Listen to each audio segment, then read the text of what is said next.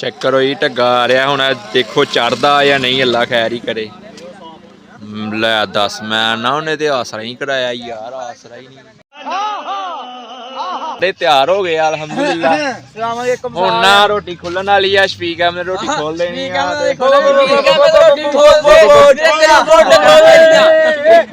बोटियां खावांगे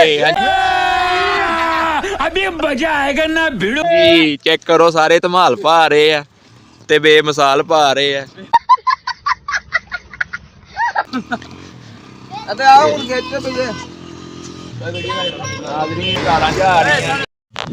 जनाब इदां दी वीडियो ना पिंड दी हर कुछ दिखांदा मैनू लाइक शेयर फॉलो कर लो इदां दी दिखांदा रहांगा इंशाल्लाह अच्छी वीडियो। मेरी टीम वापस आ रही है। चेक करो बड़ी प्यारी कोठी बन रही है। ओए भज्जो लड़ाई होण डी ओए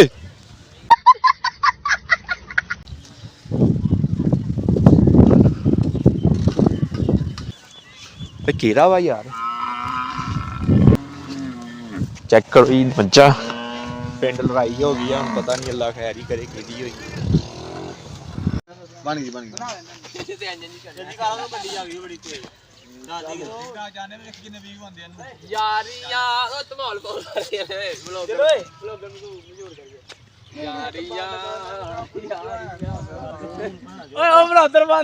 मुंडे आ गए जी सारे तैयार हो गए अल्हम्दुलिल्लाह।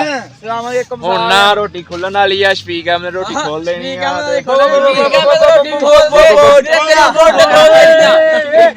बोटियां खावांगे। हाँ जी चेक करो सारे धमाल पा रहे हैं ते बेमिसाल पा रहे हैं। अच्छा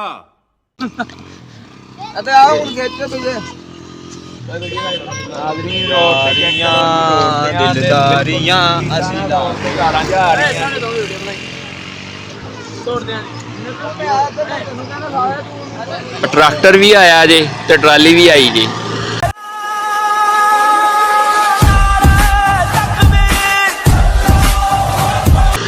ट्राली की स्पीड चेक करो हैंड फ्री लाई है भाई ने लेकिन उन्हें पता कोई नहीं लग रहा किधर नूं जाना।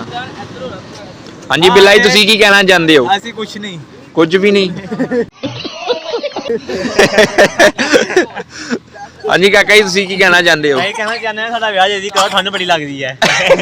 कैसा लगा मेरा मजाक? चेक कर लो जी बच्चा विआह मंगदा। हां जी देखो कल्ले फिरने पे जे विआह हो जांदा बुड्ढी भी नाल होनी ही।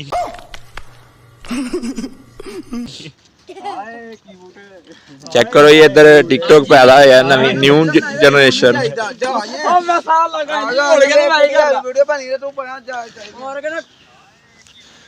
मेरे पिंड दियां चेक करो बहारां माशाल्लाह माशाल्लाह सारी ना है इस साइड ते इंडिया दा बॉर्डर लगदा जी इदां ही है जी सही कह रहे हैं। है जी साडा छोटा काका भी साडे नाल आया अज। चेक करो माशाल्लाह किड्डा सोहना व्यू आ रहा है।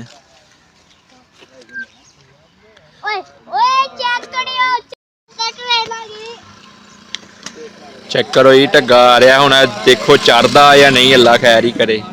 नहीं लै दस मैं ना उन्हें तो आसरा ही कराया यार आसरा ही नहीं आखिर झोटा तो इनू ही कहते हैं। एक होर आ रहा जे पिछे चेक कर सकते तुसीं।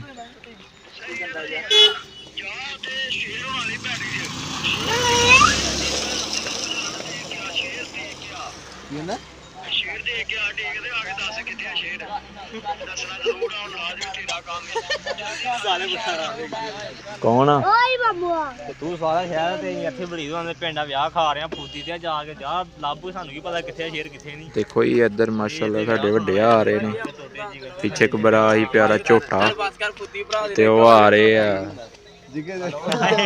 पट्ठे लैके। करो माशाल्लाह खूबसूरत छोटा बच्चा